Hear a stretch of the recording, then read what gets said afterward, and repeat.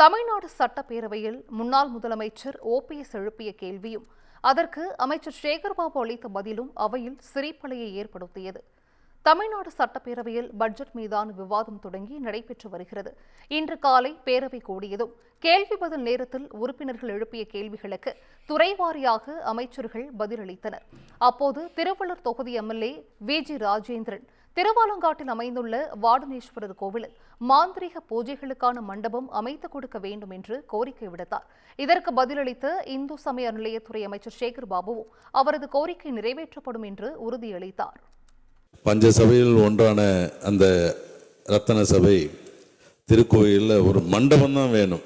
இந்த மாந்திரிக பூஜை நடத்துறதுக்கு உண்டான இடம் தமிழ்நாடு முழுவதும் இருக்கக்கூடிய மக்கள் அங்கே வந்து சனிக்கிழமை வந்து மாந்திரிக பூஜை நடத்துகிறாங்க. இந்த சிவராத்திரி, ஆருத்ரா தரிசனம் போன்ற நாட்களில், பிரதோஷம் போன்ற நாட்களில் அங்கே வரக்கூடிய பக்தர்கள் தங்கக்கூடிய அளவிற்கு தங்கும் வசதிக்கு ஏற்படுத்த வகையில் விடுதி ஒன்று அமைக்க வேண்டும்.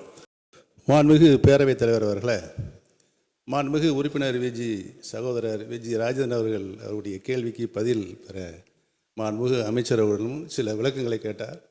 அவர் அந்த கேள்வியை கேட்கின்ற போது மாந்திரிக பூஜை பற்றி சொன்னார்.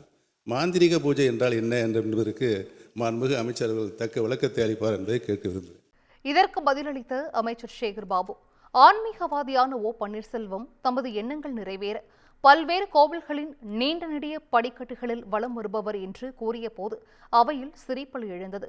தொடர்ந்து பேசிய அமைச்சர், திமுக ஆட்சியில் மாந்திரிக என்ற சொல் இல்லை என்றும் பரிகாரம் என்று குறிப்பிடுவதற்கு பதிலாக சட்டமன்ற உறுப்பினர் வி.ஜி. ராஜேந்திரன் மாந்திரீகம் என்ற வார்த்தையை பயன்படுத்தியதாகவும் அமைச்சர் விளக்கமளித்தார்.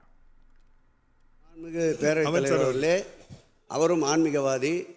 நீண்ட நெறிய படிக்கட்டுகளில் பல திருக்கோயிலில் அவர் எண்ணங்களை நிறைவேற வேண்டும் என்பதற்காக சுற்றி வருபவர். அவருக்கு தெரியாதது ஒன்றுமல்ல.